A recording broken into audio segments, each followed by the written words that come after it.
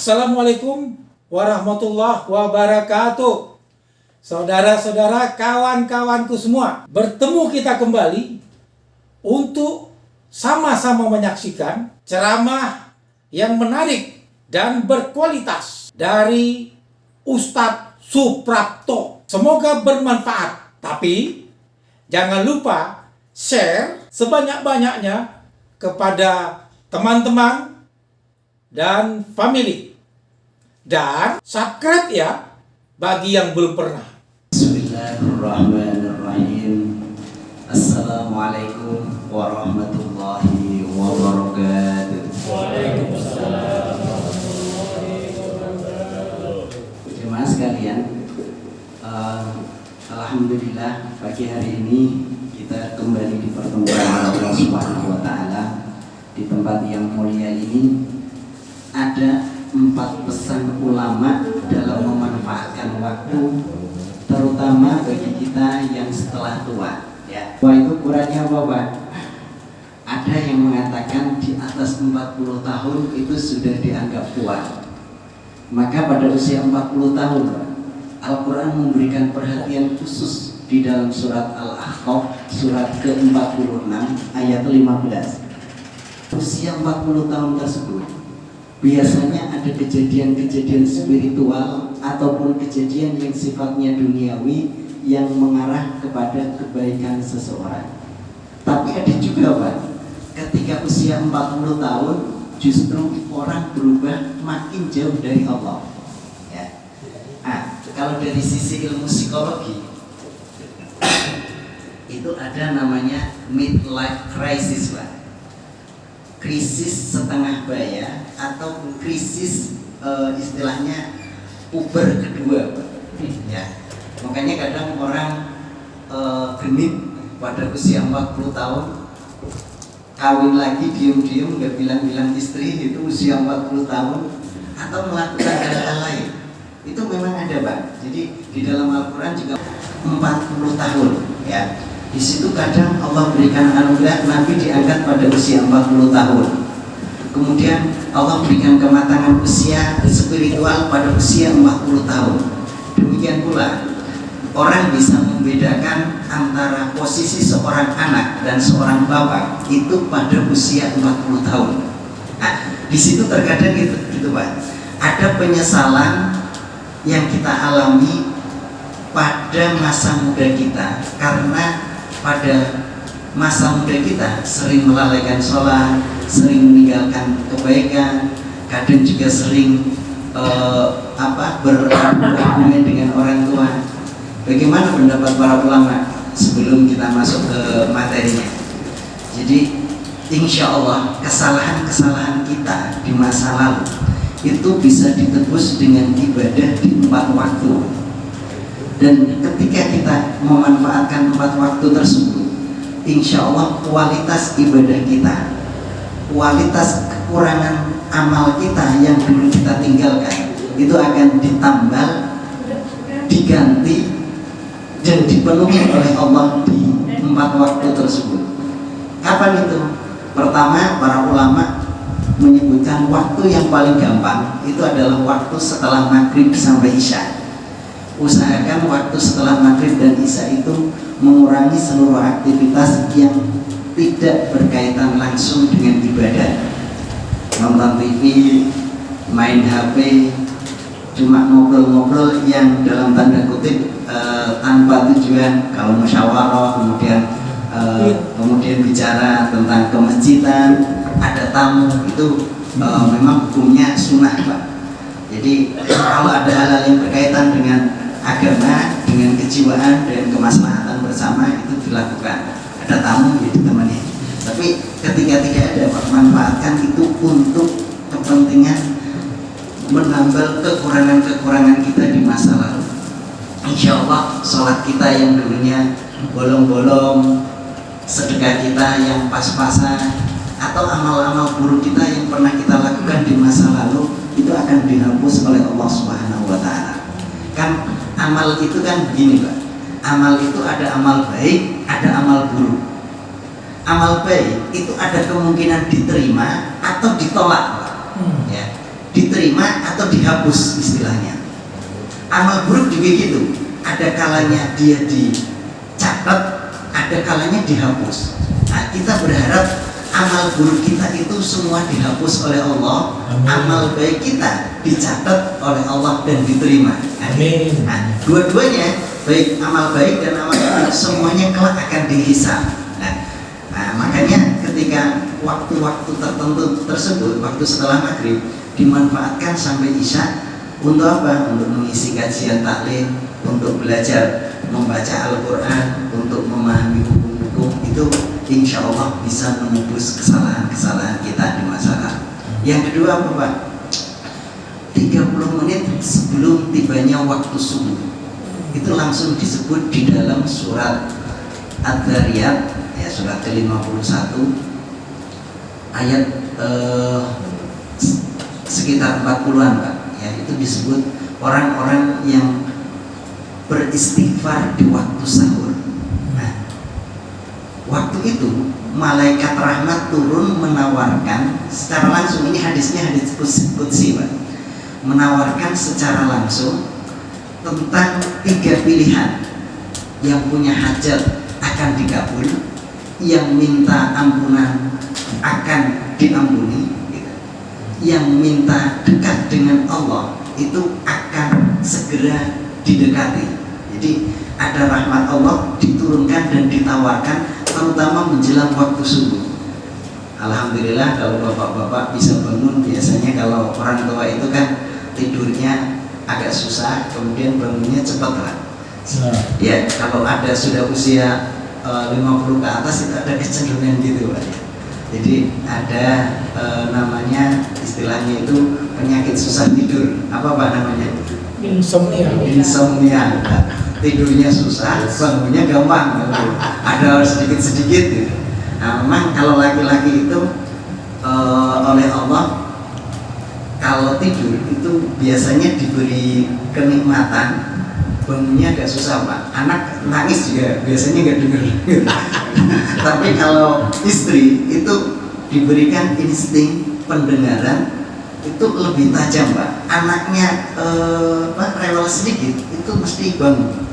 Hanya sedikit laki-laki yang oleh Allah diberikan insting pendengaran yang tajam Pak, terutama ketika tidur. Ya. Nah, anak ketika nangis gitu, itu termasuk almarhum Gus Dur, itu semuanya ketika dari anak-anaknya kecil itu beliau yang selalu terjaga lebih dahulu daripada istrinya. Dan itu tidak semua laki-laki bisa Pak, karena laki-laki itu kan siangnya kerja capek gitu Pak, kemudian pikirannya, stresnya, tingkatnya tinggi, maka usia laki-laki itu umumnya lebih pendek daripada usia wanita. Iya Pak, makanya di mana-mana itu kebanyakan yang meninggal duluan itu bapaknya. Kenapa? Tingkat stresnya itu lebih tinggi daripada ibu-ibu. Bebannya, kemudian tanggung jawabnya itu yang kemudian mempengaruhi pola kesehatan, pola pikir dan lainnya. Ya, itu waktu 30 menit sebelum subuh. Kalau bapak misalnya bangunnya 1 jam sebelumnya, itu bisa 1 jam itu dimanfaatkan ke kamar mandi untuk apa? Untuk buang air, buang hajat dan lainnya, menyiapkan diri, kemudian sholat. Kalau bisa 8 rakaat, karena tahajud itu tuntunannya 8 rakaat. Maka sholat duha itu paling bagus apa? Ya 8 rakaat. Kenapa? Kalau tidak sempat sholat tahajud, diganti sholat duha. Ibaratnya kayak gitu Pak tuntunannya. Cuma boleh nggak setelah sholat tahajud siangnya duha? Lebih bagus gitu. Jadi kalau tidak sempat sholat tahajud, sunnah untuk menggantikan posisi tahajud 8 rakaat itu diganti di mana? Di sholat duha. Maka posisinya meskipun boleh maksimal ulama mengatakan 12 rakaat, tapi yang paling populer dan sering dikerjakan Nabi itu 8 rakaat. Posisinya mengganti sholat tahajud, terutama bagi siapa? Bagi ibu-ibu, karena bapak-bapak pada waktu duha sering bekerja. Kadang berangkatnya pagi, habis subuh sudah berangkat. Di sana juga belum tentu bisa sholat sesuai dengan kondisi keadaannya. Kalau kerjanya agak tidak begitu ketat, mungkin bisa. Nah, itu pun juga tidak maksimal, paling 2 rakaat atau 4 rakaat. Dan itu memang syariatnya begitu Pak.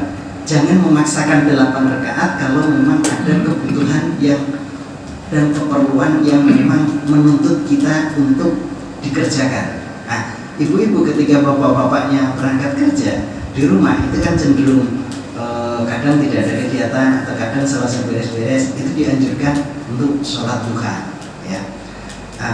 Bagaimana kalau malam ibu-ibu bisa nggak tahajud? Nah, tahajud itu perintahnya sebenarnya utamanya kepada Rasul dan kepada kaum laki-laki. Kenapa?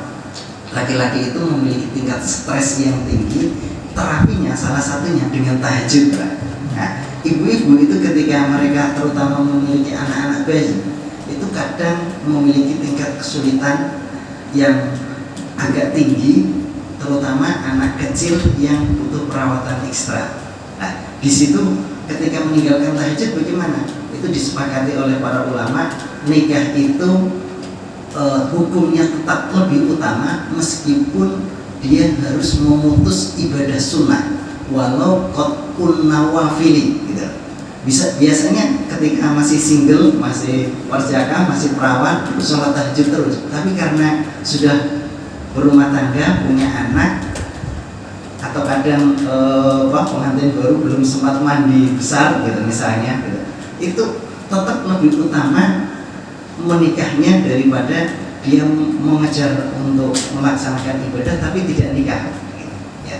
Makanya kalau punya anak kecil itu dimaklumi berarti ibu ya, mungkin tahajudnya tidak harus tiap hari, seminggu 2 kali atau seminggu sekali, itu tuntutannya lebih kepada bapak-bapak, ya. Terus waktu yang paling mustajabah untuk mengisi kekurangan kita di waktu yang lampau apa Pak? Setelah waktu subuh begini sampai syuruh. Kemarin sudah dibahas bahwa orang yang melaksanakan subuh berjamaah kemudian dia melakukan aktivitas zikir, baik taklim, baik ngaji, baik merenungi ayat-ayat Allah. Kalau ibu-ibu gimana, dia dituntut untuk masak? Diperbolehkan Pak, tetap para ulama sepakat diperbolehkan selama dia tetap melaksanakan aktivitas zikirnya, masak sambil zikir, sambil sholawatan, sambil yang lain. Kalau begitu kan suaminya nanti pulang lapar gitu, dibolehkan tetap masak habis subuh, doa wirid bareng-bareng, kemudian masak, tetap diperbolehkan. Syukur-syukur nanti ketika waktu isyraq tiba, ketika matahari terbit, itu kan masih ada larangan sholat Pak. Jadi waktu dilarang sholat itu kan ketika matahari terbit, ketika matahari terbenam, ketika waktu istiwa. Nah, waktu istiwa itu sebenarnya ada jam khusus, jam istiwa Pak. Nah, di pesantren-pesantren klasik itu ada jam khusus dipasang gitu, jam istiwa. Ketika jam itu menunjukkan jam 12, itu matahari tepat di atas kepala. Itulah waktu yang dilarang. Sampai kapan? Kalau dia sudah tergelincir sedikit, itu diperbolehkan masuk waktu zuhur. Jadi cuma sebenarnya antara 5 sampai 10 menit lah. Waktu subhat antara ketika matahari tepat di atas kepala, itu namanya disebut waktu istiwa, ya. Itu diperbolehkan. Nah, 3 waktu ini tidak dianjurkan menguburkan jenazah Pak.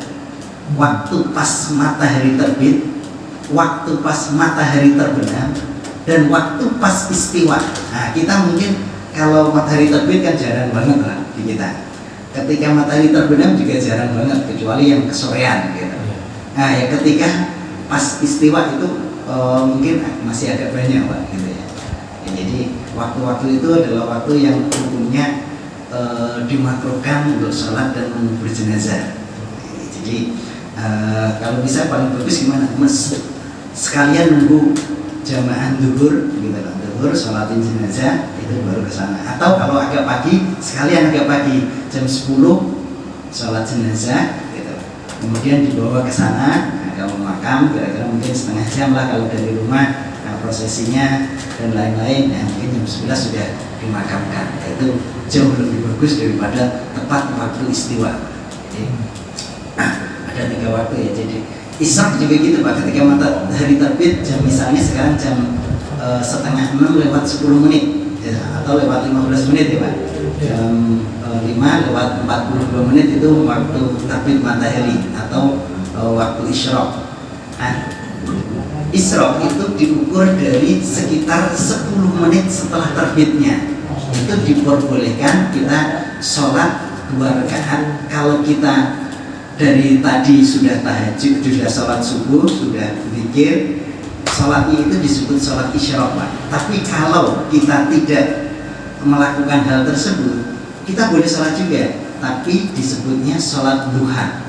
Ya, jadi antara sholat duha dan isyraq itu ada yang memahami itu sama, tetapi ada yang membedakan dengan syarat yang mendahulinya. Kalau kita kan tadi sudah sholat subuh, sholat kemudian wirid itu ketika matahari terbit nanti kita sholat 2 rakaat, itu namanya sholat isyraq. Tapi ketika tidak, berarti dianggap sebagai sholat duha. Boleh nggak mengerjakan dua-duanya? Diperbolehkan. Jadi rumusan sholat sunnah itu begini, Pak. Bapak sholat taraweh ukurannya 23 rakaat sama witir. Kok dikerjakan lebih? Boleh nggak? Boleh. Dan itu kelebihannya dianggap sebagai tambahan sholat sunnah mutlak, tidak pernah sia-sia. Atau yang sering dilakukan oleh Nabi, sholat wajib, bahkan sholat wajib gitu. Ada sahabat di Madinah waktu itu, dia ada kajian setelah sholat ini, tapi sholatnya di rumah. Ketika sampai di Masjid Nabawi, ternyata Nabi dan sahabatnya masih sholat, Pak. Beliau ngobrol berdua itu, 2 sahabat itu. Setelah sholat, Nabi menegur, kenapa kalian tidak sholat? Kami sudah sholat di rumah ya Rasul. Sholatnya sendirian apa berjamaah? Sendirian. Nah, kemudian Nabi mengatakan, kalau kalian sudah sholat di rumah, kemudian ketemu dengan sholat berjamaah di masjid, maka ikutlah kalian bersolat jamaah bersama imam. Kenapa? Ukuran kualitasnya beda. Apakah sholat yang tadi dianggap sia-sia? Tidak, Pak. Sholat yang tadi dianggap dan diberi pahala sholat sunnah. Sampai kayak gitu, Pak. Dan itu langsung disampaikan oleh Nabi, bukan perkara bid'ah. Jadi kalau Bapak misalnya mendawamkan sholat berjamaah, kebetulan ada kegiatan di luar, pulang agak malam, bagaimana caranya? Kalau menurut guru saya, Kiai Maksum yang dari Semarang itu, beliau minta tolong kepada salah seorang anggota keluarganya, anaknya atau istrinya, untuk menemani sholat jamaah. Boleh nggak? Boleh. Dan itu memang ada hadisnya, Pak. Yang hadis tadi, kias dari hadis Nabi yang bicara dengan ada 2 sahabat yang bicara ketika teman-temannya sholat dan itu ditegur. Jadi sholat sunnah itu tidak harus diperdebatkan.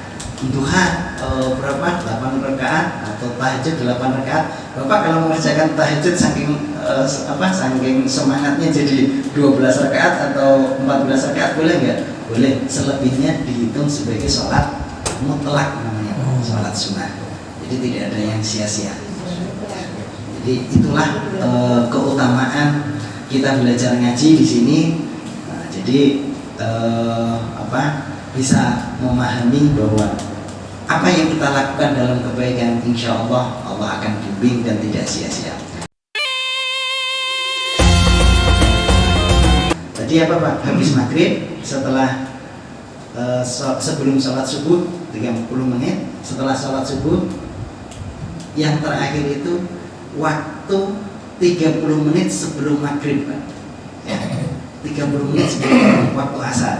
Yang waktu saya sampaikan bahwa sholat waktu asar dan subuh itu dicatat oleh 2 malaikat, dan itu waktu-waktu tersebut itu sering orang lalai, Pak. Habis kalau puasa ya ngobrol, nunggu temennya, nunggu waktu maghrib, padahal di situ itu diberikan kenikmatan waktu yang mustajabah dan luar biasa untuk menambah kekurangan-kekurangan kita, amal kita di masa lalu dan doa-doa kita.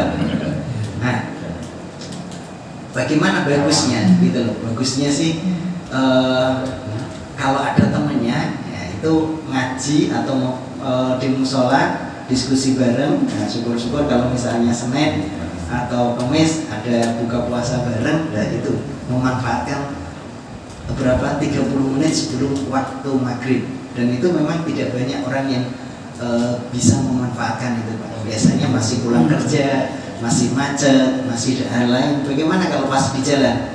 Di jalan itu bisa diisi dengan kegiatan kira-kira yang bermanfaat.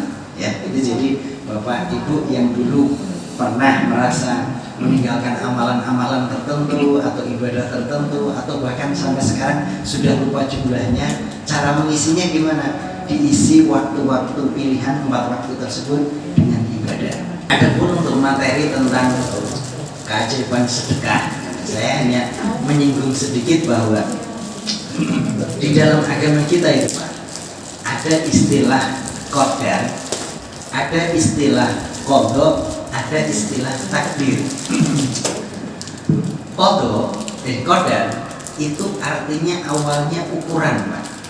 Kalau kita rencana ya, rencana itu misalnya musola Yasir ini mau dibentuk 2 lantai, ada 3 pintunya misalnya. Ternyata ketika pembangunan itu dilihat, loh kok pintunya banyak banget, ini jamaah kita padahal cuma terbatas laki-laki dan perempuan, yang satu buat lewat siapa ini? Akhirnya ketika bangun dirubah. Nah, perubahan itu keputusan bersama merubah dari 3 pintu menjadi 2 pintu saat pembangunan, itu namanya qada Pak. Keputusan seseorang atau keputusan Allah dalam menentukan takdir. Takdirnya tadi diukur, qadarnya tadi ketika manusia dalam rahim ditetapkan 4 hal. 1, ajalnya atau umurnya. Bedanya ajal sama umur ya, kemarin sudah saya ulas sedikit. Ajal itu batas usia yang ditetapkan oleh Allah untuk semua makhluknya. Itu berlaku untuk manusia, jin, binatang sekalipun Pak. Likulli ummatin ajal. Faida ajaluhum la faida jaa ajaluhum la yastakhiruna sa'ata wa la yastaqdimun. Nah, ini sebagian ulama sepakat bahwa ajal tidak bisa dirubah waktunya. Yang kedua, itu bedanya dengan umur tadi. Kalau umur itu bagaimana cara kita memanfaatkan usia kita, ya, usia kita dengan kebaikan.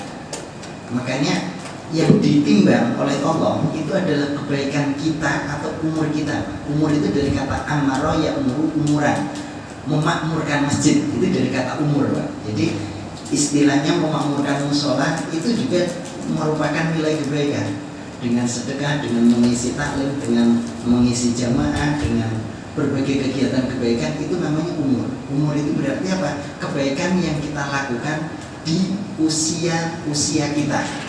Jadi kalau ada orang bertanya berapa umurmu, itu sebenarnya nanya apa yang sudah kamu lakukan dengan umur yang telah Allah berikan. Ya. Jadi umur itu mayoritas ulama sepakat bahwa bisa dipanjangkan. Makanya ada Allahumma inna nas'aluka tulal umri. Ya Allah, kami meminta panjang umur atau tawil umurona. Nah, bagaimana doanya Pak? Ada satu riwayat itu dari namanya sahabat Sauban. Sahabat Sauban itu meriwayatkan satu doa bahwa imam itu tidak boleh berdoa untuk dirinya. Termasuk ketika doa Rabbi firli itu kan untuk dirinya, ya Allah ampuni aku. Berarti jamaahnya kan nggak dapat Pak. Itu disebut dan dilarang oleh Rasul. Nah, kalau wirid beda Pak. Kalau wirid setelah sholat misalnya, kayak tadi saya bilang Allahumma ajirni minan nar, ini itu doa aku Pak. Tapi jamaah kan semuanya mengikuti. Karena semua mengikuti, semua kebahagiaan. Nah, bedanya wirid dengan doa, kalau doa itu hanya diaminkan amin gitu kan. Tapi kalau wirid itu kan semua jamaah mengikuti. Makanya boleh kalau wirid, dan itu lebih utama makai domir untuk diri sendiri. Allahumma ajirni minan nar, Allahumma ajirni minan nar. Kalau Allahumma ajirna boleh enggak? Boleh. Tapi kalau untuk doa harus Allahumma ajirna. Sebab makmumnya mengaminkan. Tapi kalau untuk wirid itu sebaiknya Allahumma ajirni. Itu bab salat. Nah, yang pintar itu hanya ustadznya bilang gitu. Dalam kitab Muqaddimah kitab Minhajul Talibin Pak. Kenapa? Karena kecenderungan ketika ceramah begini, ilmu yang berkaitan dengan amaliyah atau syariat itu tidak dimasukkan Pak. Kalau bicaranya tentang akhlak, tentang keutamaan waktu, tentang keutamaan ibadah, itu semua sepakat. Tapi ketika masalah ibadah itu dasarnya dari mana jarang disampaikan. Makanya saya di sela-sela ini saya menyampaikan seperti tadi doa. Apalagi yang tidak tepat gitu. Itu penelitian ilmiah Pak. Jadi salah satunya ternyata pengajian itu diserahkan kepada ustadznya 100% Pak temanya. Ada ustadz yang bisa memilih tema bersambung sehingga jamaah paham, ada ustadz yang tidak, jadi sesuai dengan seleranya kan Pak. Nah kalau bapak-bapak makanya misalnya ngasih masukan ya tentang materi sedekah, berarti di situ ada bagian syariat yang harus disampaikan gitu. Nah, saya mau mulainya dari sholat dulu Pak. Hal yang tidak tepat lagi Pak ketika sholat itu kita ketika ketinggalan lari-lari mengejar rukuknya imam. Itu Rasul sendiri langsung menegur sahabat yang melakukan hal itu. Tapi Rasul ketika menegur tidak langsung ditegur, oh, siapa tadi gitu ya. Nah, siapa yang melakukan hal tersebut gitu. Kan suaranya kalau di musola atau di masjid kan getepuk gitu Bang. Orang lari kan ketahuan walaupun kita sedang sholat. Nah, ditegur oleh Nabi, saya ya Rasul gitu. Kemudian Nabi mendoakan zadakallahu khairan, semoga Allah memberikan keberkahan kepadamu. La taf'al, jangan ulangi gitu lagi ya, gitu ibaratnya kayak gitu. Didoakan dulu, dinasihatin dulu, baru dilarang. Itu cara Nabi mengatakan itu. Kenapa Pak? Kalau kita ngejar-ngejar, posisi imamnya itu rukuknya cepat ya. Kemudian misalnya imam sudah rukuk, kemudian iktidal, lah yang di makmum masbuk tadi yang baru datang dia baru takbir mengejar rukuknya padahal imamnya sudah iktidal Pak. Itu tidak dianggap satu rakaat.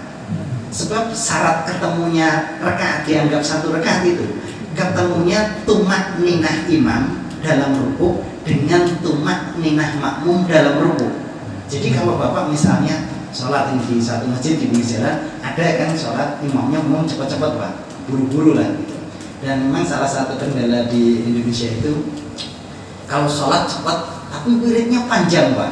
Dan itu salah satu ciri yang menunjukkan keawaman Pak. Padahal perintah intinya kan sholat, ya sholatnya itu tidak harus lama ya, cuma ibaratnya jangan sampai makmum pun kecancalan gitu loh. Makmum sudah tua-tua, sholat wid, sholat taraweh 23 rakaat gitu, mos-mosan sampai dengan kasihan ya, sholat sewajarnya gitu.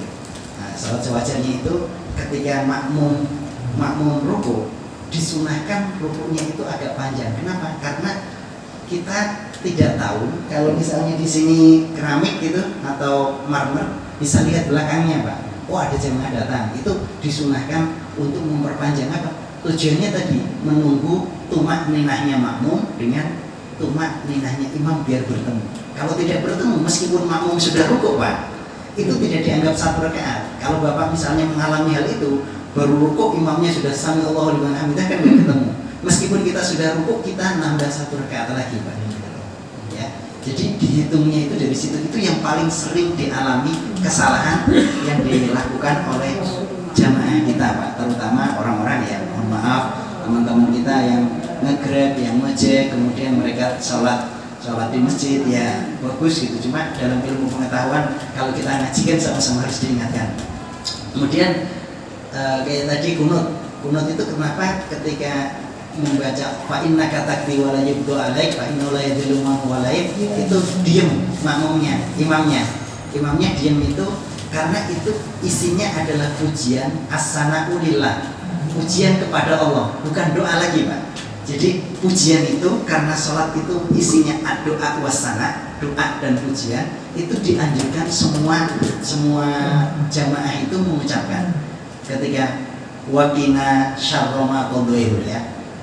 Ada yang pakai birahmatika itu tambahan ulama, tapi kalau hadisnya wakina syarroma qadair. Habis itu imamnya memelankan suara, bukan dia memelankan suara, tapi melanjutkan dengan sir. Nah, itu makmum sunnah mengucapkan doa yang sama dengan doa imam. Fa inna katakdi wa la yubdu alaik, fa inna la yadhillu ma walid wa la yu'izzu man adait, tabarak rabbana wa ta'ala, falakal hamdu ala man qadait, astaghfiruka wa atubu ilaik. Nah, itu semuanya kalau bisa makmum membaca, imam juga membaca. Di situ sudah tidak ada kata amin lagi, Pak.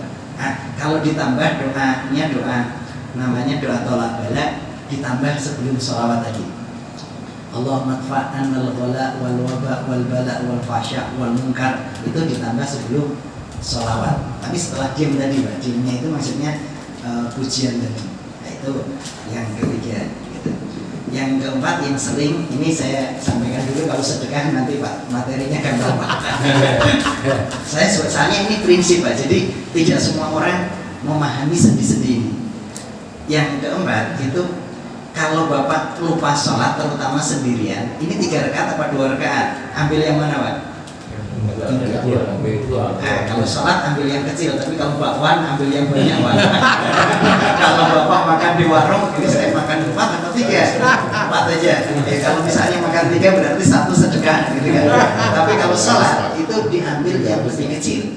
Itu kalau masih dalam sholat. Yang jadi masalah kalau Bapak sudah salam, itu bagaimana cara menggantinya? Ada 3 pendapat, Pak.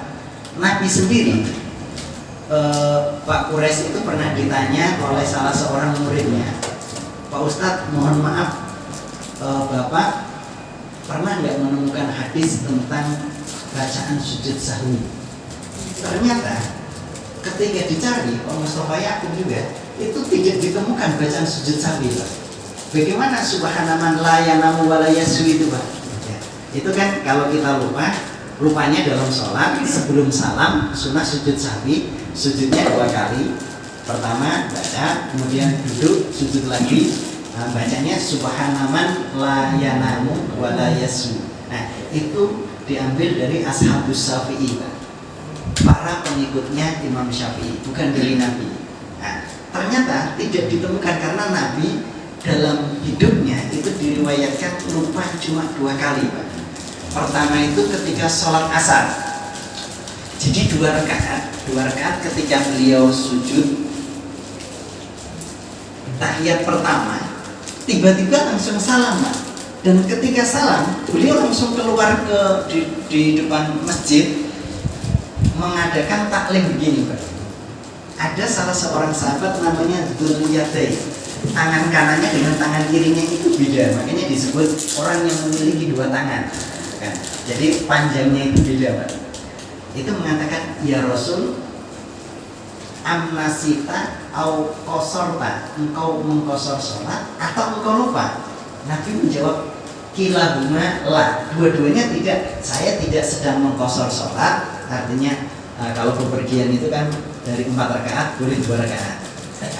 Atau engkau lupa, aku juga tidak lupa. Nah, terus sahabat yang lain juga berani menegur. Sahabat tadi menyampaikan, kalau begitu kenapa engkau sholat asarnya 2 rakaat tadi ya Rasul? Nah, kemudian Rasul bertanya kepada sahabat yang lain, betul saya tadi sholat 2 rakaat? Betul ya Rasul. Nah, langsung Rasul masuk ke dalam masjid lagi, diikuti oleh jamaah menunaikan menyambung sholat lagi. Menyambung sholat lagi itu mengerjakannya sholat asar tidak diulang dari awal, Pak. Jadi menambah 2 rakaat dan sebelum salam tadi melakukan sujud sahwi. Kebolehan ini berapa lama? Nah, itu yang jadi perdebatan, Pak. Saya membawa referensi teman saya yang di Masjid Cambang Kulon, teman murid Pak Ume, tapi teman kuliah di S3 di PTIG saya, Pak. Dia menulis selain pinter dalam kitab, dia juga pinter dalam bahasa Arab, dikenal kepakarannya, teman Ustaz Judi Rifai, orang Sukabumi. Nah, beliau menulis gini, Pak. Salah satunya, bolehkah jika lupa dari rakaat sholat dan baru ingat setelah salam, wa inna siya rokatan min rokaatis sholat wa dzakaraha ba'da salam, jika lupa jumlah rakaatnya, ingatnya setelah salam, fa illam yatatawwal al-fasl, jika jarak pemisahnya belum terlalu lama, biha, maka tunaikan rakaat tersebut, wabana ala sholatihi, dan dia melandaskan atau melaksanakan rakaat yang tertinggal. Wa in tatawwala al-faslu, tapi jika ingatnya itu sudah lama, istaghnafaha, maka dia harus memulai dari awal. Nah, tapi ukuran panjang atau lama itu berapa, Pak? Nah, Ini dibahas dan diperdebatkan oleh para ulama minimal 3 pendapat. Ya. Pertama, ahaduha qala Abu Ishaq in mata qadru raqatin fa huwa tatawwul wa qad nassa alaihi asy-Syafi'i rahimahullah fil Buwaiti. Jadi menurut Imam Syafi'i, panjang atau pendeknya waktu bolehnya mengganti rakaat yang lupa ketika kita sudah salam itu sesuai dengan perkiraan sholat kita 1 rakaat itu berapa menit, Pak? Sholat rakaat itu 1 rakaat berapa menit, Pak, kira-kira? 1 menit misalnya, berarti 1 menit. Seperti dinyatakan oleh Abu Ishaq bahwa bila lewat durasi waktu 1 rakaat maka dapat dikategorikan lama. Ini menurut Imam Syafi'i, dikutip oleh Imam Al-Buwaiti. Yang kedua, wasani annahu yurja'u fi ilal urfi wal adat. Ini yang paling mendekati ruh syariat menurut saya. Jadi disesuaikan dengan keumuman dan adat istiadat orang yang melakukan sholat, Pak. Adat istiadatnya orang Indonesia itu kalau sholat, habis sholat apa, Pak? Wirid sama doa, ya. Berarti kalau Bapak masih di masjid, masih dalam keadaan antara wirid dan doa sekitar 5-10 menit baru ingat, itu masih diizinkan, diperbolehkan. Kalau tadi sholatnya misalnya kurang 1 rakaat, itu boleh langsung nyambung, tidak harus memulai dari awal.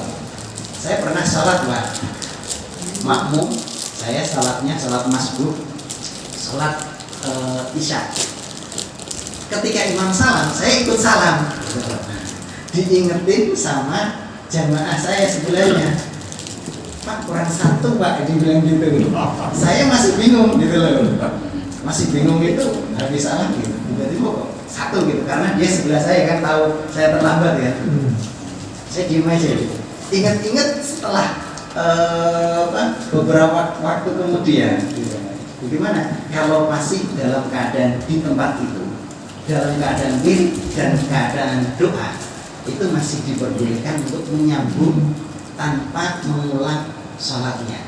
Kalau menyambung bagaimana? Tetap ya ada sujud sahwinya, tapi cuma Bapak mengerjakan misalnya tadi 3 rakaat salam, sholat isya, berdiri langsung sholat 1 rakaat, tapi sebelum salam pakai sujud sahwi. Nah, sujud sahwi itu ada yang mengatakan bacaannya boleh sesuai dengan sholat, bacaan sujud dalam sholat, subhanallahil a'la atau subhanallahumma wa bihamdika allahumma ighfirli gitu.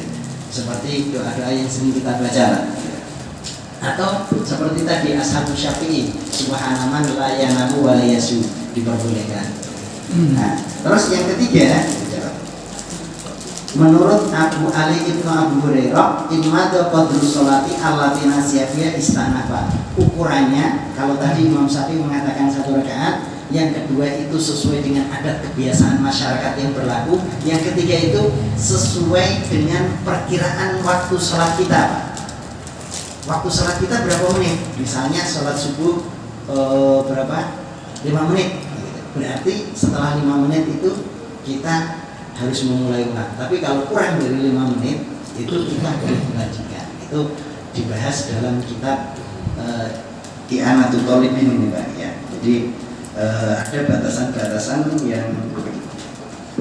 yang disampaikan oleh ulama. Oh, namanya kitabnya Al-Hilyatul Ulama fi Ma'rifatul Madzhabil Fuqaha, ya, karya Abu Bakar Asy'ari Al-Qafal. Jadi itu dibahas. Nah, ini masukan untuk syariat, Pak. Jadi kenapa di Jakarta itu kajian fikih dan syariat itu tidak banyak, Pak? Karena kalau kita beda pendapat dengan pengurusnya, Pak, itu sering diberhentiin, Pak Ustadz. Jadi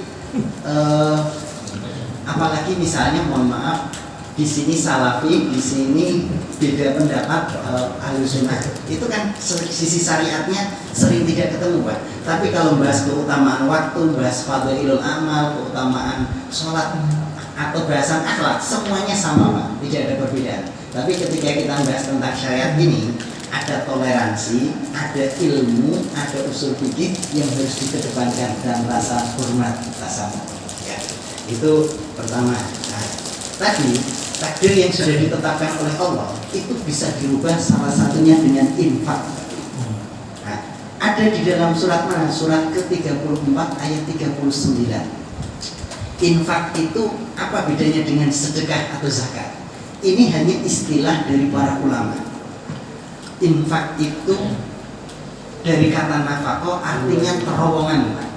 Terowongan itu ibaratnya seperti celengan, kita nabung, nanti kita bisa ambil ketika kita membutuhkan.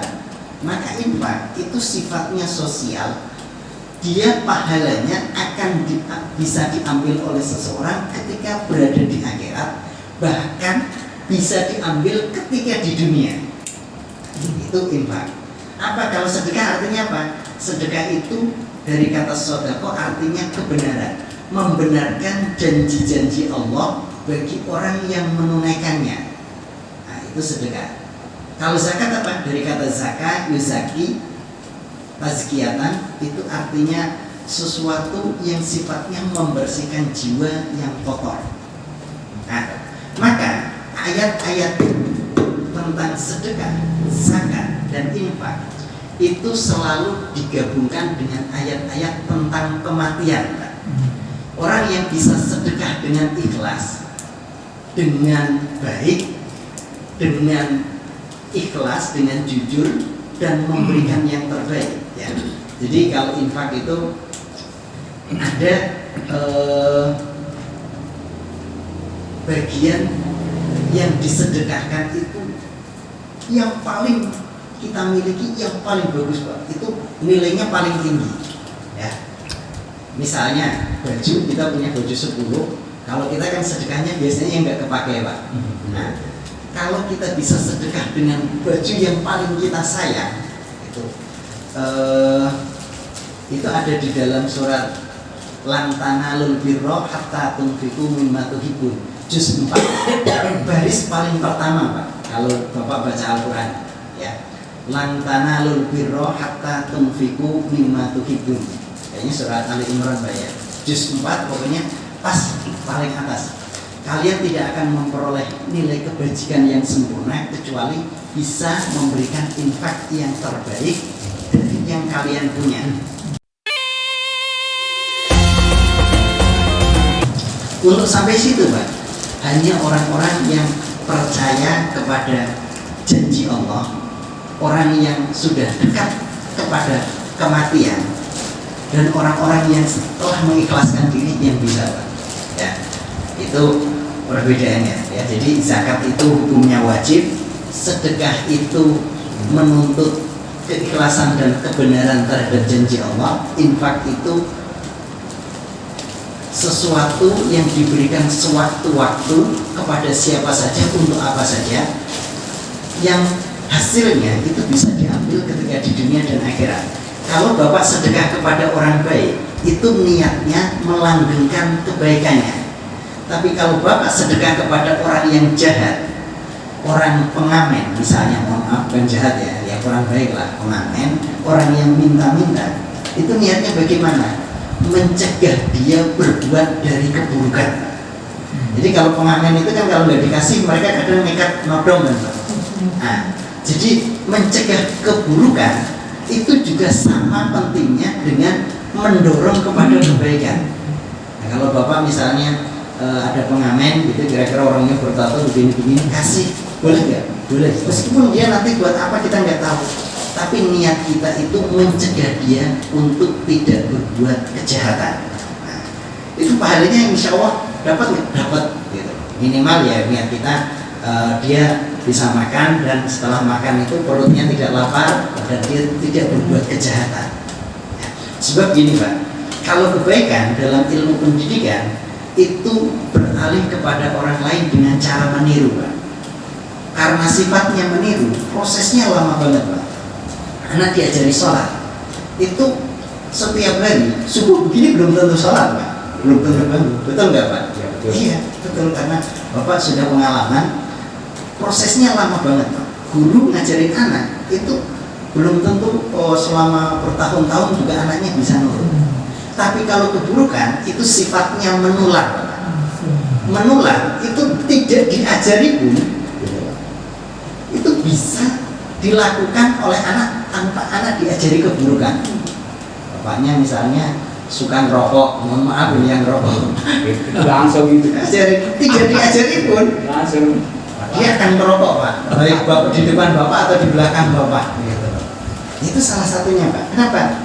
Menurut penelitian kuantum penglihatan, anak atau seseorang, terutama anak dalam didikan, itu hanya mendengar kata-kata orang tuanya sebanyak 20%. 80% dia akan melihat perbuatan dari orang tuanya. Nah, saya lagi nulis tentang kenakalan orang tua Pak. Doakan akhir tahun ini selesai buat laporan disertasi saya Pak. Jadi mudah-mudahan selesai jadi dokter gitu. Tapi lagi bahas kenakalan orang tua. Tapi kadang orang batin juga, saya kok nakal juga gitu ya.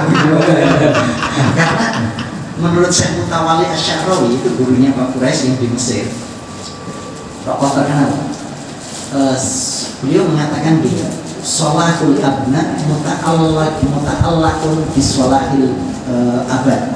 Kesalehan seorang anak itu sangat tergantung kepada kesalehan bapaknya. Kalau bapaknya saleh, besar kemungkinan anaknya saleh gitu. Tapi kalau bapaknya itu juga kemungkinan besar, tapi belum tentu. Tapi kalau anaknya, bapaknya nakal atau jahat, anaknya mesti jahat gitu. Itu sudah dipastikan ya. Nabi Nuh itu nabi, anaknya Kan'an tidak bisa disamakan gitu. Jadi itu ujian. Nah, kenakalan orang tua kayak gitu Pak. Jadi 80% mereka mengikuti bapaknya. Bagaimana caranya untuk mengatasi kenakalan ini? Salah satunya Bapak Ibu, ternyata ulama sepakat itu dengan sedekah. Dan sedekah itu bisa membuat takdir seseorang yang tadinya sudah, takdir itu kan ada takdir baik, ada takdir buruk. Takdir baik kita berharap Allah rubah, takdir buruk kita Allah rubah, takdir baik kita Allah tambah dan Allah tetapkan. Nah, salah satu merubah takdir buruk itu tadi dengan sedekah, baik sedekah untuk diri atau untuk anak atau untuk orang tua. Kalau anak yang bermasalah itu para ulama sepakat, Pak Ustadz Adi Hidayat, Ustadz Abdul Somad, Buya Yahya dan lain sebagainya itu selalu menyampaikan syarat yang paling gampang itu adalah disedekahkan niat untuk melembutkan hatinya. Kalau doa yang diajarkan Nabi apa? Doa sebelum salam Pak. Doa ketika anak rewel, istri rewel, suami rewel, gitu, minta kawin lagi misalnya. Bagaimana caranya? Nah, kalau Ustadz Y. Profesor Abdul Ghafur itu pesantren salah seorang tokoh ulama di Jawa Timur itu mengatakan gitu, kalau kayak gitu salah satu amalannya bacakan Fatihah, kemudian ambil salah satu bagian bajunya diambil baik celana dalam atau apa, bacakan Fatihah 7 kali 7 berarti 49 Pak. Ketika nyampe waladhdallin itu tiuplah bagian baju tersebut, baju anak misalnya, celana dalamnya. Ketika sebelum amin kita berdoa, ya Allah lembutkan hati suamiku, hati istriku, atau hati anak-anakku ya. Dulu Pak, kalau di pesantren kalau ada anak nakal itu kiainya khusus tirakat untuk anak tersebut Pak. Salah satunya dengan pakai wirid kayak gitu misalnya. Sekarang kan enggak Pak, kalau anak nakal ya udah keluarin aja Pak gitu. Kadang yang anaknya nakal melaporin bapak apa gurunya ke polisi sampai kayak gitu Pak. Kalau dulu enggak Pak, anak nakal kayak apa enggak dikeluarin, dia diusahakan, disolat hajatin, didoakan, disedekahkan gitu. Sampai kayak gitu. Jadi keteladanan kayak gitu Pak, sampai berapa tadi Pak? Sampai 49 kali. Setiap waladhdallin itu kemudian ditiup, ya Allah, doa dulu, ya Allah aku minta kelembutan hati dari anakku. Tiup, baca lagi sampai 49 kali. Dan 49 kali itu kalau Bapak praktekkan itu tidak lama, paling 15 menit. Cuma kalau kita 49 kali gitu.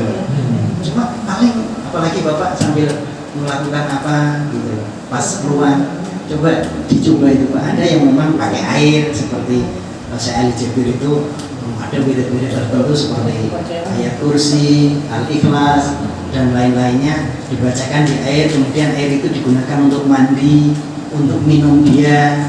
Jadi air yang di kulkas itu jangan diambilin dari aqua, didoain dulu Pak, didoain dulu biar nanti ketika dia minum itu seolah-olah sudah didoakan. Kan kemarin air itu sifatnya netral, kalau dia dibacakan dengan doa-doa baik dia akan berubah menjadi baik. Tapi ketika dimaki-maki itu kristalnya itu jadi kristal yang pecah-pecah Pak, ketika dilihat dengan alat bantu mikroskop ya.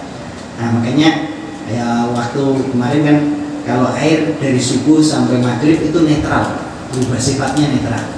Tapi kalau dari maghrib ke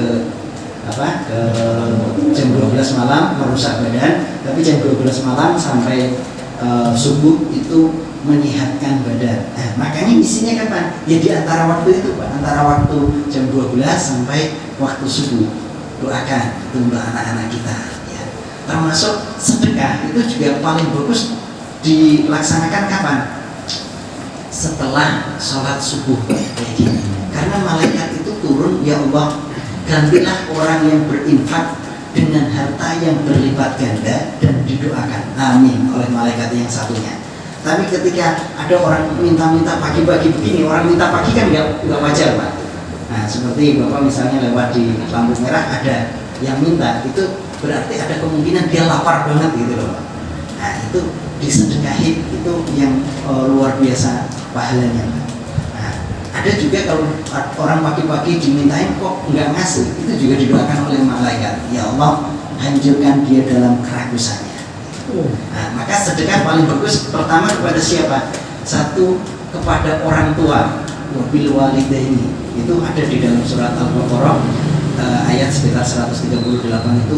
Paling bagus sedekah kepada siapa? Kepada orang tua meskipun mereka mampu. Nah, yang kedua, kepada kerabat. Kerabat ini kan kadang kita itu baiknya kepada orang, tapi kepada kerabat itu sering cekcok, sering bermasalah. Bahkan Abu Bakar sendiri Pak, itu diuji dengan pembantunya yang menyebarkan fitnah bahwa Aisyah itu selingkuh dengan Sofwan. Sampai-sampai Abu Bakar itu bersumpah untuk tidak ngasih bantuan sedekah kepada pembantunya tersebut. Ditegur oleh Allah langsung.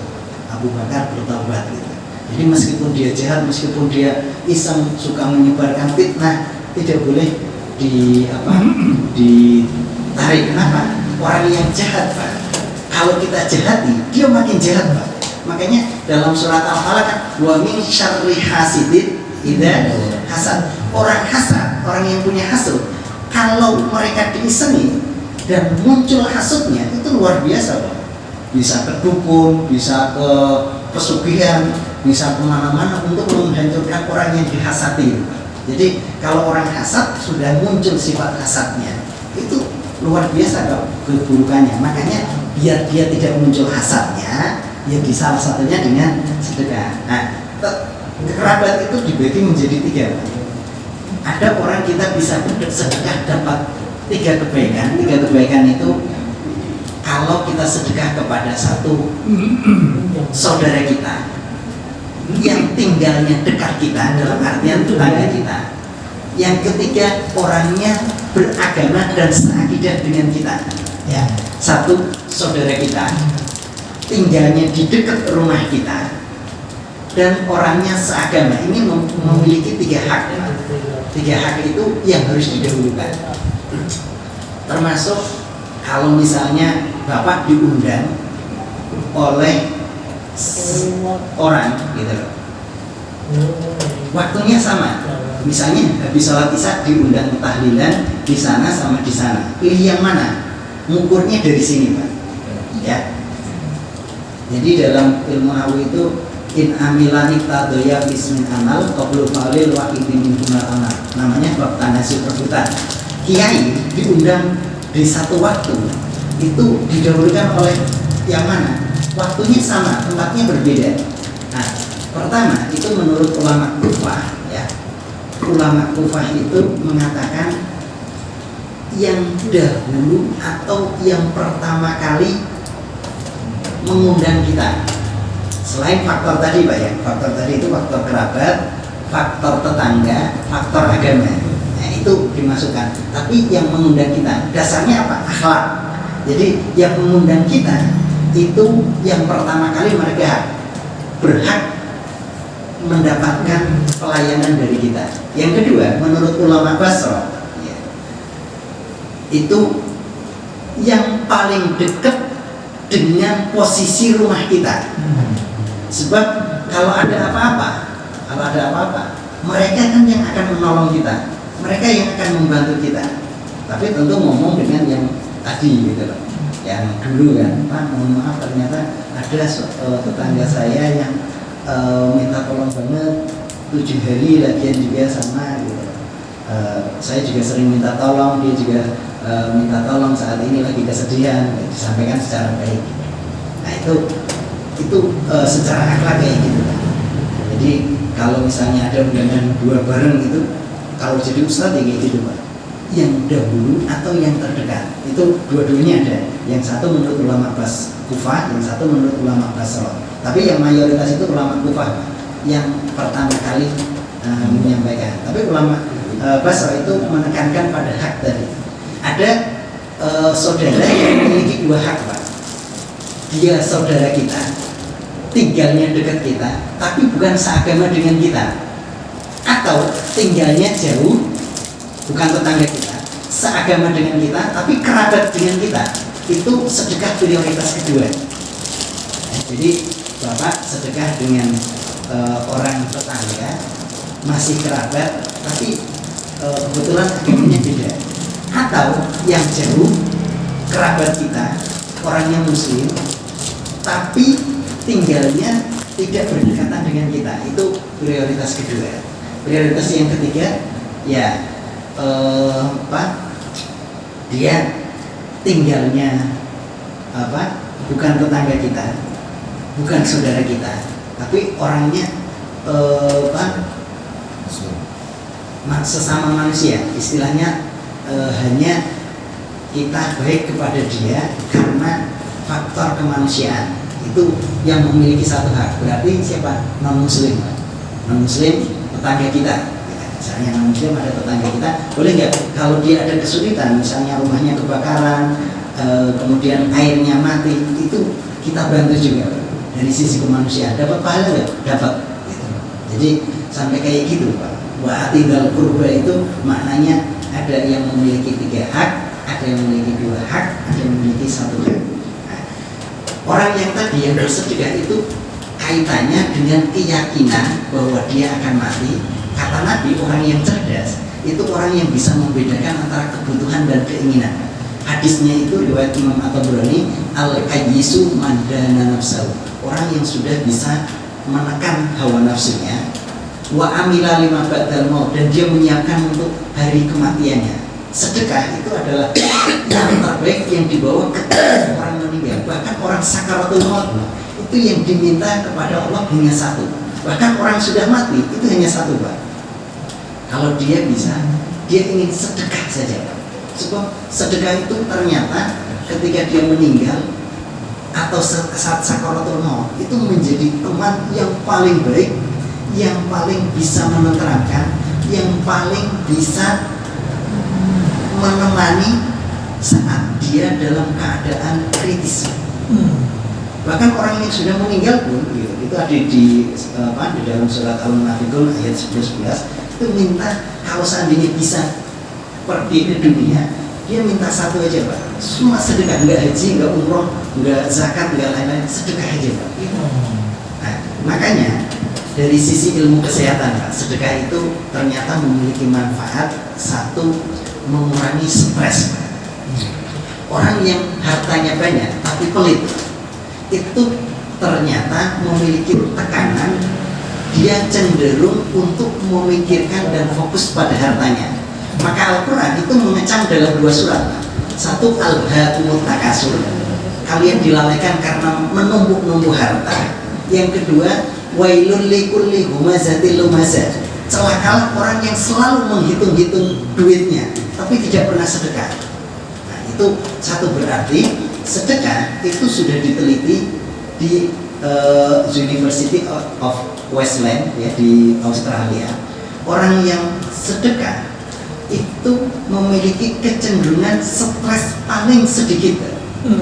Hormon stresnya itu ditekan gitu. Karena stres itu memiliki potensi penyakit yang mematikan. Jantung bisa dari stres ya. Penyakit akut ya. Bentar Pak ya, ini berarti saya selesaikan dulu ya yang dari sisi manfaat ya. Itu dari sisi mengurangi stres. Yang kedua, memberikan tekanan pada darah ya. Jadi orang yang memiliki darah tinggi, ketika orang bersedekah dan dia mendapatkan nilai kepuasan dari sedekah itu cenderung turun. Tetapi orang yang memiliki darah rendah, saat dia bersedekah itu bisa memompa dan menaikkan tensi darah. Itu juga sudah diteliti tahun 2013. Nah, terus yang ketiga, itu sedekah itu bisa membuat seseorang bahagia. Nah, sebab kenapa? Kita mengumpulkan duit itu kan sebenarnya untuk kepentingan diri kita. Tapi ketika kita mau berbagi, ya berbagi kepada orang lain, itu muncul kepuasan. Kepuasan itu, hormon kebahagiaan itu ada di tengah-tengah otak yang ketika melihat orang lain bahagia, kita bahagia. Dan yang keempat Pak, ternyata dari sisi sedekah itu sepakat diteliti di jurnal sebuah jurnal nasional di Amerika, itu bisa memperpanjang umur Pak. Itu yang tadi, bahwa ketika orang bersedekah tingkat stresnya menurun, kemampuan untuk penyakit kronisnya kemungkinan berkurang, tekanan darah tingginya juga turun, rasa bahagianya muncul. Di situ dia tetap terjaga dalam kesehatannya dan memungkinkan orang tersebut menjadi panjang umurnya. Nah, itu salah satu dari sisi manfaat sedekah ya. Tapi kalau zakat itu beda Pak, sedikit beda. Zakat itu ibaratnya titipan Allah yang diberikan kepada kita, bukan hak kita Pak, untuk disampaikan kepada orang lain. Maka ketika kita memberikan zakat, itu orang yang menerima manfaat pertama kali itu bukan yang menerima, tapi yang memberi. Berarti kita bebas dari titipan yang menjadi beban bagi kita. Orang yang menerima itu juga mereka senang. Mereka dianjurkan untuk mendoakan kita. Ajarakumullahu fima atau itu barakallahu fima atau itu. Sebab kenapa? Kalau orang ngasih didoakan, berarti artinya terima kasih kan Pak. Berarti dia bersyukur. Terima kasih itu kadang saya terima, saya kasihkan ke orang lain, gitu loh maksudnya. Terima kasih, gitu. Berarti pahalanya kan berlipat ganda. Saya terima, saya kasihkan ke orang lain, boleh nggak? Boleh. Jadi kalau Bapak ngasih saya sarung misalnya, sarung itu kemudian saya kasihkan karena sarung saya sudah banyak, saya kasihkan ke orang lain, itu jangan sakit hati Pak, gitu loh. Artinya disitulah amal kebaikan itu terus berkembang. Soalnya kita kan menurut penelitian kalau punya baju 10 hanya 3 Pak yang sering kita pakai. Selebihnya hanya sebagai pajangan. Ya. Oke Bapak Ibu, ada pertanyaan sebelum saya tutup, barangkali ada ganjelan. Oh silakan Pak, izin ya, berarti tambah sedikit waktunya ya. Ya, Bapak Ibu Ustaz ya. Saya cuma mau nanya ini ya, sholat sunnah mutlak yang dibaca sama Ustaz. Oh, iya. Saya jawab langsung Pak ya. Sholat mutlak itu sholat sunnah yang dikerjakan boleh kapan saja, oleh siapa saja, tanpa ada batasan rakaatnya. Batasan rakaat pokoknya 2 rakaat salam, 2 rakaat salam, tapi tidak ada jumlah batasannya. Dikerjakan di waktu-waktu yang diperbolehkan selain 3 waktu tadi Pak. Waktu subuh sampai terbit matahari tidak boleh. Waktu istiwa ketika matahari terbit pas di atas tidak boleh. Waktu ketika matahari habis asar sampai matahari terbenam itu tidak boleh sholat sunnah. Bapak boleh sholat sunnah kalau ada sebab. Misalnya Bapak masuk ke masjid, ada sholat sunnah tahiyatul masjid, meskipun habis subuh, meskipun habis asar, itu dibolehkan. Atau Bapak habis wudhu, namanya sholat syukril wudhu. Habis wudhu, kok asar ini, sudah asar, sudah sholat asar, Bapak wudhu, sholat sunnah 2 rakaat boleh nggak? Boleh, karena itu termasuk sholat yang memiliki sebab. Ada gerhana matahari setelah sholat asar, boleh nggak kita sholat? Boleh, karena itu memiliki sholat jenazah. Sholat jenazah itu bukan sholat sunnah, sholat wajib, berarti nggak masalah. Jadi 3 waktu itu dilarang kalau sholatnya sholat mutlak ini Pak. Berarti kalau sholat sebelum selain waktu itu boleh, seperti paling sering apa? Bapak sholat Jumat datang lebih awal. Itu kan ada orang yang sering sholat itu, namanya sholat intidar, itu sholat mutlak. Pokoknya nunggu sampai imam naik khatib naik mimbar. Nah, bagaimana kalau pas matahari di atas kepala? Kecuali hari Jumat, itu mayoritas ulama membolehkan Pak. Kecuali hari Jumat, saking mulianya hari Jumat itu diizinkan sholat sunnah. Ya, jadi kayak gitu. Paham Pak ya?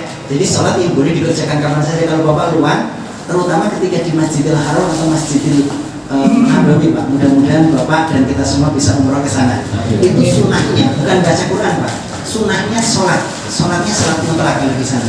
Ya, pokoknya kalau ada waktu, kalau nggak baca Quran sholat. Nah, tapi dianjurkan sholat karena sholat di Masjidil Haram itu 100.000 kali lipat pahalanya dibanding sholat di tempat lain. Makanya di Mekah atau di Madinah paling diperbanyak tempat umrah selain amalan-amalan umrah, ibaratnya sholat.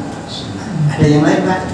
Daripada Ustaz, ini mengenai sedekah atau infak tadi, apa mungkin infak dan sedekah tadi bisa menolak bala atau mengganti bala yang maaf besar, dia kecelakaan besar berubah jadi kecelakaan kecil? Mohon penjelasan Ustaz. Itu ada hadisnya Pak, memang as-shadaqatu daf'ul bala. Sedekah itu bisa menolak bala sesuai dengan kehendak iradat Allah. Jadi kalau kita sudah ditakdirkan ini Pak, kecelakaan misalnya, sedekah itu bisa menyelamatkan kita dari harusnya kecelakaan yang menimpa. Contohnya Pak, waktu kemarin di Kalimantan itu ada truk tronton Iya. yang turun pagi-pagi habis subuh itu Pak. Di Itu kan Bekasi. Bukan Pak, bukan di Bekasi, yang di Kalimantan. Kalimantan. Di Samarinda waktu itu, Iya. kira-kira 2 bulan yang lalu, atau 3 bulan yang lalu, itu ada mobil yang terbang kan Pak, karena ditabrak itu. Itu ada orang yang membawa sedekah Jumat, dari Jumat itu kalau nggak salah ya, mau dibagikan kepada orang yang ada yang membutuhkan di pinggir jalan. Itu masih utuh Pak, motornya masih utuh, orangnya selamat, bahkan nasinya yang mau dibagi itu masih utuh. Padahal posisinya itu di depan mobil yang ketabrak itu Pak. Nah, untungnya mobil yang di belakang itu loncat, dia di depannya. Jadi terbang di atasnya dan orangnya selamat Pak, masih. Itu salah satu contoh yang paling gampang ya. Dan banyak contoh-contoh lainnya karena itu kan sifatnya kita tahu setelah kejadian Pak ya. Iya. Nah, makanya Bapak ini pengalaman spiritual kalau misalnya sedekah banyak dosa-dosa kita kira-kira atau khawatir misalnya Bapak mau bepergian jauh untuk mengamankan gitu. Kalau Bapak berangkat, waktu berangkat ini misalnya mau ke Jawa, khawatir di jalan ada apa-apa, Bapak sedekah dulu, niat tolak bala. Ya, seperti anjuran Rasul, as-shadaqatu daf'ul bala. Sedekah berapapun, ya. Untuk kalau enggak, misalnya ada makanan, kasih makanan kepada orang-orang yang hanya membutuhkan, atau mereka yang menyeberangkan orang, atau yang membantu orang lewat, paugah atau apa, kasih itu. Insya Allah bisa menjadi jalan untuk keselamatan. Ibu ada pertanyaan Bu? Oke ada Bu. Materinya agak susah Bu ya. Ini materi campuran Bu ya. Ya kita doa semoga Allah berikan rahmat bagi kita, anak-anak kita, keluarga kita, semoga sehat semua dan Allah jadikan mereka anak-anak yang soleh. Al-Fatihah. Bismillahirrahmanirrahim.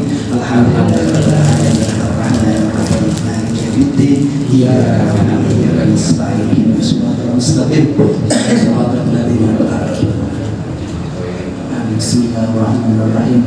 Sallallahu Sayyidina Muhammad wa ala ali Sayyidina Muhammad. Allahumma alif baina qulubina, ya Allah lembutkan hati-hati kami. Wa aslih data bainina, damaikan persengketaan, permusuhan dan perselisihan yang terjadi di antara antara kami.